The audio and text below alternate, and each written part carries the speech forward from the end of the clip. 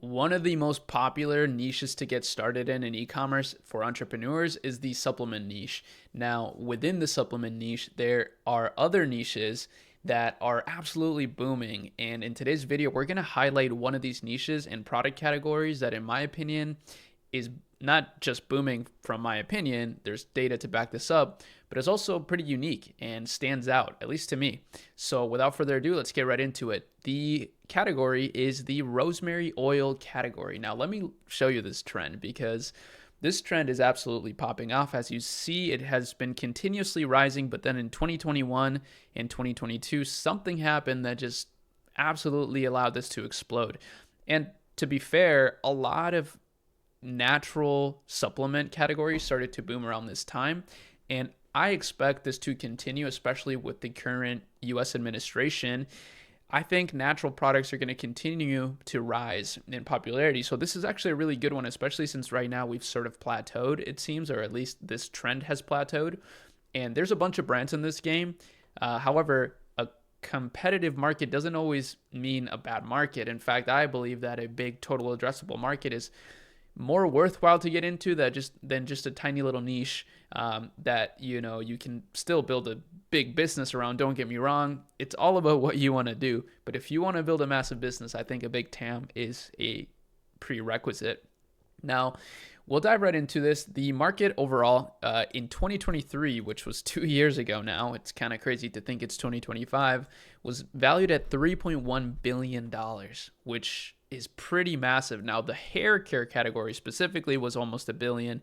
We're still going to go with the 3.1 billion here because bigger number means bigger opportunity and it looks better. And yeah, as you see, here's sort of the market applications. Rosemary oil is used in cosmetics, personal care, and aromatherapy. So those are three niches within the niche, which is nuts.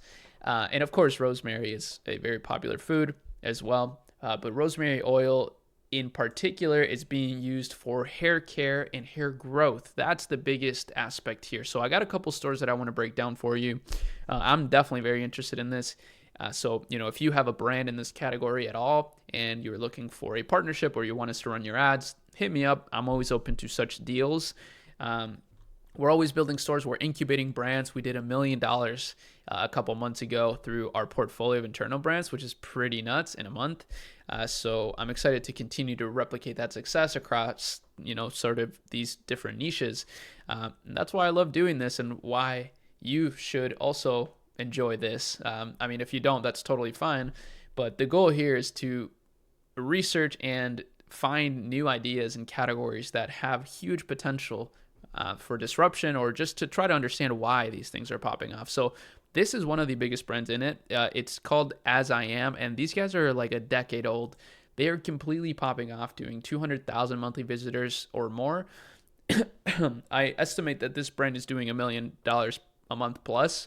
And what's really crazy about it is that it's through a mix of retail and online. So they have amazing distribution channels outside of e-commerce.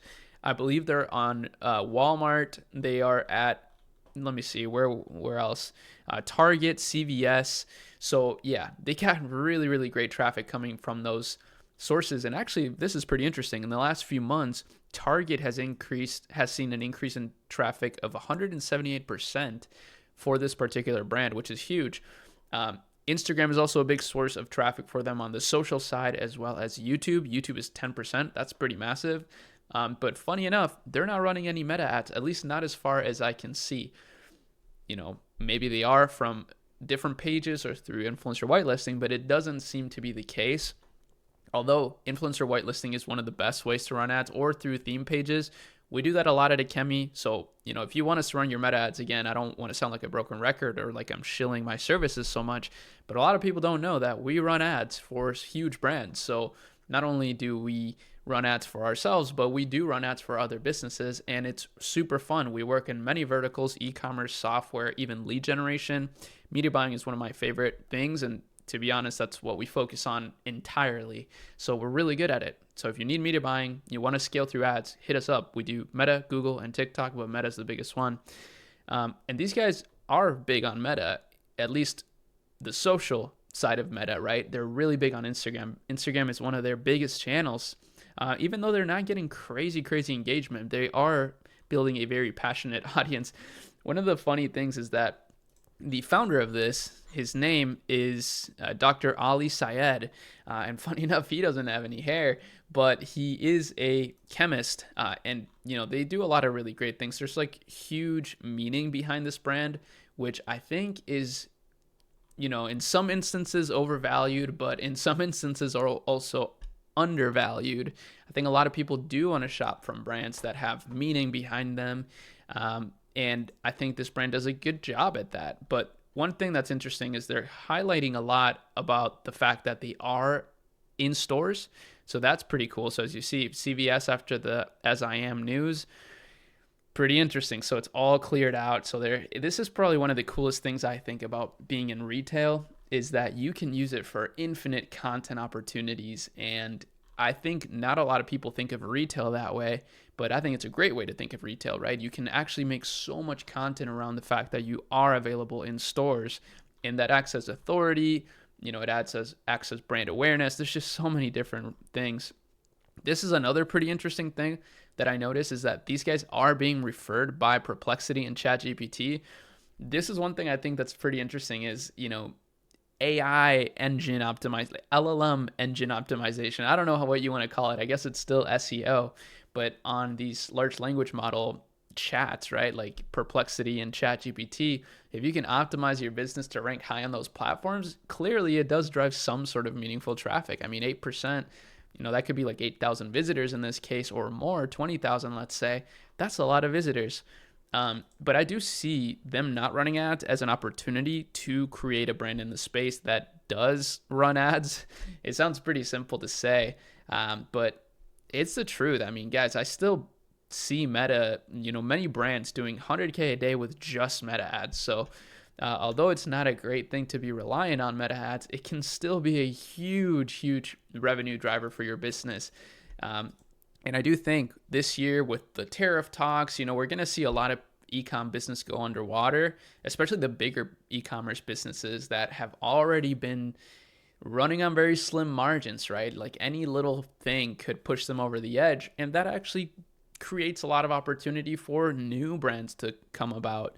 And that's, where we'll come in. I don't want to wish anyone's downfall or anything, but I do think e-commerce is particularly difficult to run at scale due to the tight margins.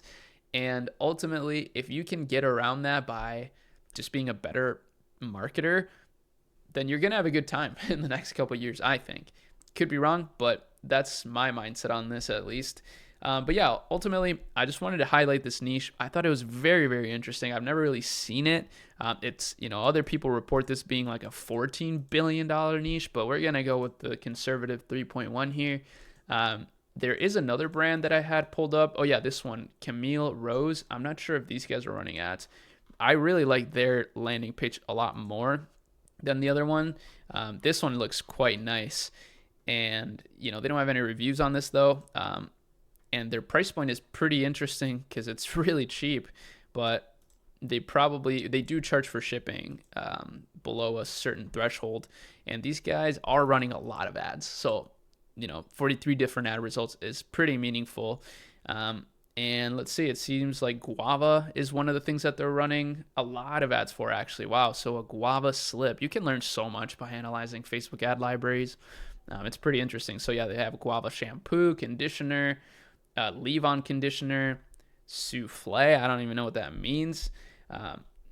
But yeah, this is the world of hair care, right? They have this bundle. I love the idea of bundles because this is really the key to making meta ads work. And, that's what we've seen from a variety of e-commerce stores that we've helped scale. But also from, like I said, some of our own brands is that you really got to try to have a higher average order value. I don't think it's feasible to scale a $9.99 or $9.99 dollar product with just meta ads unless you have some sort of bundling opportunities or unless you are just willing to burn money for the promise of a high lifetime customer value. But it's not guaranteed. So I think it's actually much better to try to go for the higher end price point or a big bundle and try to be profitable on that front end sale. Hey, that's just me though. There's a million different approaches. You don't have to listen to me. I'm just kind of talking to myself here, to be honest, like quite literally talking to myself. There's no one here. I'm talking to a camera.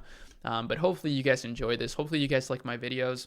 I do love doing them, so I'm not going to stop doing them even if you don't like them. But yeah, I'm happy to hear your feedback, and make sure you check out some of our resources. We have a Discord channel where I put all of the different resources that we use, different AI tools, different Shopify apps that help us scale, and it's 100% free. Although we do have a paid version where we hired researchers to constantly be scraping the web, the top softwares, and provide all of that research to the community so that you can capitalize on it. We also provide immediate feedback in there. We call it the accelerator community because it really is an accelerator.